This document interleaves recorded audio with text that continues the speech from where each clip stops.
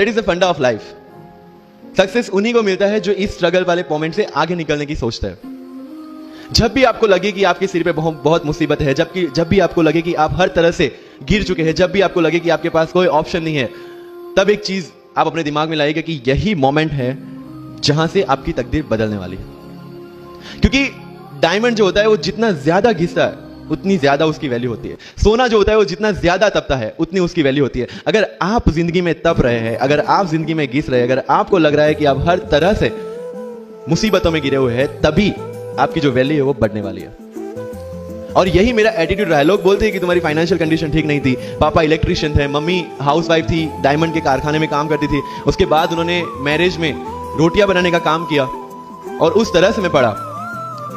लेकिन जब मुझे पूछा जाता है कि ऐसी कौन सी चीज है आपकी लाइफ में जो आप बदलना चाहते हो, आई सेड नथिंग। क्योंकि वो चीजें नहीं होती मेरी लाइफ में तो शायद आज आपके सामने में नहीं होता। तो अगर लाइफ में प्रॉब्लम्स है, अगर लाइफ में स्ट्रगल है, जैसे सर ने बोला है struggle is part of life, and I strongly believe in that. क्योंकि अगर हम दिल्ली में थे, मेरे दोस्त के साथ में निकला बाहर घूमने, बोलता है यार ऐसी लाइफ चाहिए, कोई मगजमारी नहीं, आराम से बैठते हैं पूरे दिन एसी वाले कमरे में, बहुत सारे पैसे हैं और कोई टेंशन नहीं, ऐसी लाइफ चाहिए मुझे। मेरे पास ऑप्शन है।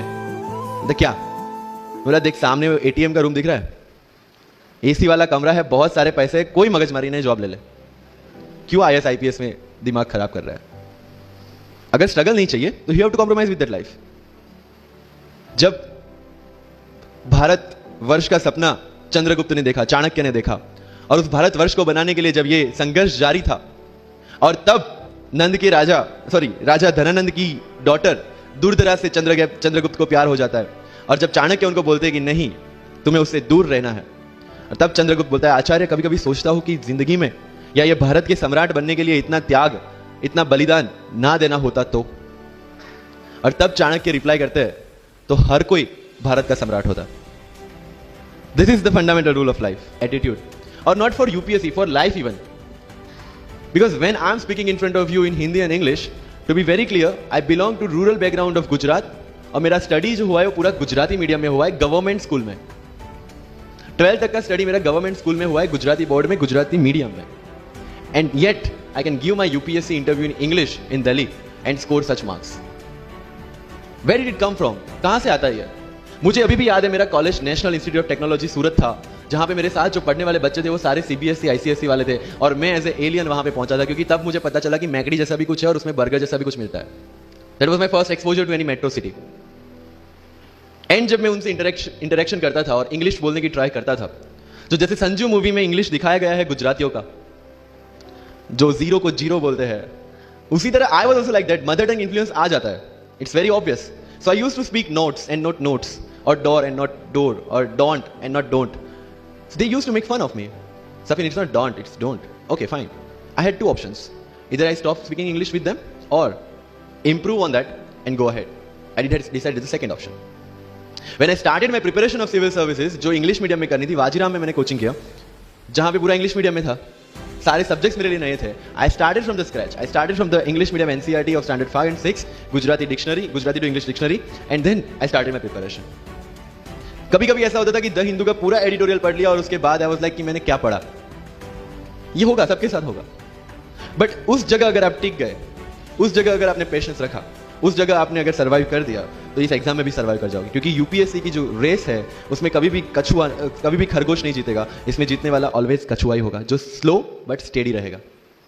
लग जाते हैं 5 साल भी लग जाते हैं, 7 साल भी लग जाते हैं, 9 साल भी लगे हैं लोगों को एग्जाम क्लियर करने के लिए। लेकिन बिलीव में जब रिजल्ट आएगा ना, तो वो सारा सेक्रीफाइस आपको वर्थ लगेगा। आप पढ़िए लोगों के इंटरव्यूज। मैंने क्या किया कॉलेज के 4 साल में, I went through each and every interview of UPSC toppers on YouTube. Ira Singhal से लेकर टीना डावी मैम तक सबकी इंटरव्यूज मैंने देखे। For what? Just to know कि उन्होंने ऐसी कौन सी गलतियां की थी जिससे इनको इतना टाइम लग गया, और मुझे कौन सी गलतियां रिपीट नहीं करनी है। क्योंकि चाणक्य ने कहा है कि दूसरों के एक्सपीरियंस से जो सीखते हैं ना, वो जल्दी आगे आ जाता है, क्योंकि खुद सब कुछ अनुभव करके सीखने के लिए जिंदगी काफी छोटी है। I did the same. 4 साल में हर एक टॉपर का इंटरव्यू देख लिया, चीजें समझ ली कि ऐसी कौन सी चीजें जो इन सब ने की है, और ऐसी कौन सी चीजें हैं जो गलतियां हैं जो इन्होंने की और जो मुझे रिपीट नहीं करनी है। सो जब युद्ध के मैदान में हम उतरते हैं, इस चक्रव्यूह में उतरते हैं, तो अभिमन्यु की तरह नहीं, अर्जुन की प्रिपरेशन के साथ उतरना है कि हमें पता होना चाहिए कि इससे बाहर कैसे निकले। सुनो सबकी, करो मन की। This is applicability of your mind, क्योंकि आपकी स्ट्रेंथ, आपकी वीकनेस आपसे ज्यादा अच्छा कोई नहीं जानता, आपके पेरेंट्स भी नहीं, आपका सबसे क्लोज टीचर भी नहीं। आपको 3 बार चीजें पढ़ के समझ में आती है, किसी को 5 बार पढ़ के समझ में आती है, किसी को 1 बार समझ में आ जाती है। But I want follow the same path जो आगे लोगों ने फॉलो किया है, वो मेरे लिए बना ही नहीं। I have create my own path. Getting my point? Yes और नो? That's all. सर कितने घंटे पढ़े? 1 टेस्ट। रात को जब सोने जाते हो अपने आप से पूछो कि आज के दिन में कितना टाइम वेस्ट किया। वो वेस्ट होता टाइम जब कम होता दिखे, समझ लेना कि you are on the right track. Never ever go with the quantity parameters. 2 chapter खत्म करने, 5 चैप्टर खत्म करने, 15 घंटे पढ़ना है। No, it's very mechanical. You have to be very careful about this things. And one very very clear thing which the classmates of mine have done the mistake: never go for any shortcut. It will never help you in UPSC. लोग क्या करेंगे? Monthly magazine पढ़ेंगे through out the preparation, और फिर last 2 महीने में they will take 365। जब पढ़ा है और उसी में से वो मटेरियल बना है, तो जो चीजें पढ़ी है उसी को बार बार रिवाइज करने का क्यों हम नहीं सोचते? When you will read one thing for 5 times 6 times, believe me, you will get the thorough understanding of that particular topic. But अगर सेम टॉपिक को आप किसी और बुक में से पढ़ेंगे ना, you will have to start from the scratch, क्योंकि माइंड की मेमोरी जो जिस हिसाब से काम करती है, आपको उस हिसाब से काम लेना है उसके पास से। Confidence. Don't take certificate from others. आज तक लाइफ में हमने यही किया है। अगर किसी मैरिज में भी एकदम बन ठन के गए हैं, लेकिन जब तक सामने वाला मुझे नहीं बोलता dude you look good today, हमें सेटिस्फेक्शन नहीं होता। Isn't it? We want certificate from others. No,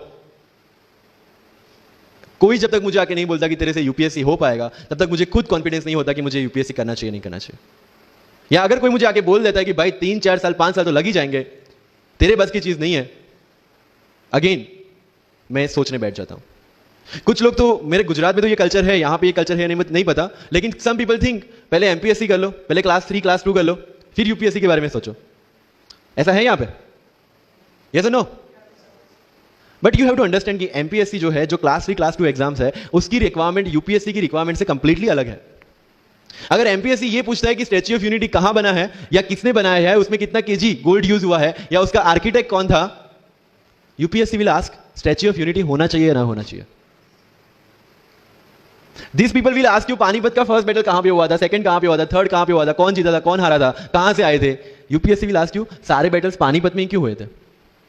करो, हर एक प्रॉब्लम के लिए we have the solutions and we have the examples, जिन्होंने अलग अलग तरीके से प्रिपरेशन की है।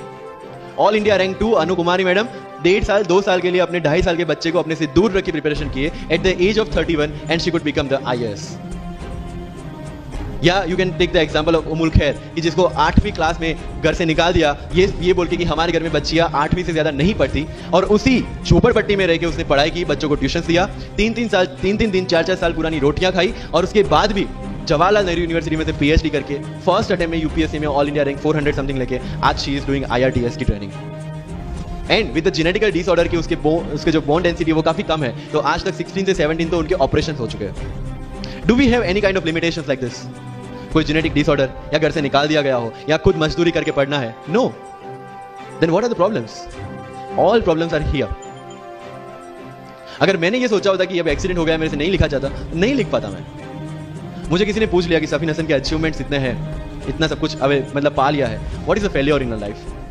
And I said there is no failure in my life, there are certain experiences in my life. If you want to make it success और failure, it's in your mind. अगर किसी चीज आपके साथ कुछ हुआ, उसमें से सीख के आगे बढ़ने का एटीट्यूड आपके पास होगा, UPSC is all yours. So वही चीज जो कहावत है, deserve before you desire. If you want to be in civil service, you have to deserve for that. If you want कि आपके घर में फॉर्च्यूनर हो, तो पहले फॉर्च्यूनर रखने की जगह होनी चाहिए। In simple. तो लाइफ में जो मैं कंप्लेनिंग एटीट्यूड की बात कर रहा था, वो कंप्लेनिंग एटीट्यूड आपको कहीं पे भी नहीं ले जाएगा। You have to put all your complaints aside, start preparation. क्योंकि आज तक दुनिया ये मानती थी कि एक भी शब्द बिना बोले हम अपनी बात एक्सप्रेस नहीं कर सकते। तब हमारे साथ थे चार्ली चैपलिन, जिन्होंने एक भी शब्द बिना बोले सारी दुनिया को एंटरटेन किया। आज भी दुनिया जब ये मानती है कि सिर्फ औरतें अच्छा खाना बना सकती है, हमारे सामने संजीव कपूर, जिन्होंने पूरी दुनिया को भारत का स्वाद चखाया। आज भी अगर दुनिया ये मानती है कि अकेले इंसान से कुछ नहीं हो सकता, हमारे सामने महात्मा गांधी, जो अकेले चले थे और पूरा देश उनके पीछे चला था। आज भी दुनिया अगर ये मानती है कि धनवान बनने के लिए धनवान घर में पैदा होना जरूरी है, हमारे सामने धीरूभाई अंबानी, जिन्होंने पूरी दुनिया को एक सपना दिखाया, कर लो दुनिया मुट्ठी में, और आज रिलायंस इंडस्ट्री वर्ल्ड की और इंडिया की सबसे बड़ी इंडस्ट्री है। आज भी दुनिया अगर ये मानती है कि हम कम एज, ज्यादा एज में कुछ नहीं कर सकते, हमारे सामने अमिताभ बच्चन जो आज भी एक साल में 3 ब्लॉकबस्टर मूवीज देते हैं। अगर आप ये मानते हैं कि सिविल सर्विस में आने के लिए आपका बैकग्राउंड होना जरूरी है, आपके सामने Shahrukh Khan without any background आज भी बॉलीवुड का बादशाह है। अगर आज तक दुनिया ये मानती थी कि हम सिर्फ धरती पे रहने के लिए बने हैं, हमारे सामने नील आर्मस्ट्रांग जो चंद्र पे जाके आए, आज तक हम ये जानते हैं कि हम क्या है, हम क्या बन सकते हैं, ये जानने का टाइम शुरू होता है अब। थैंक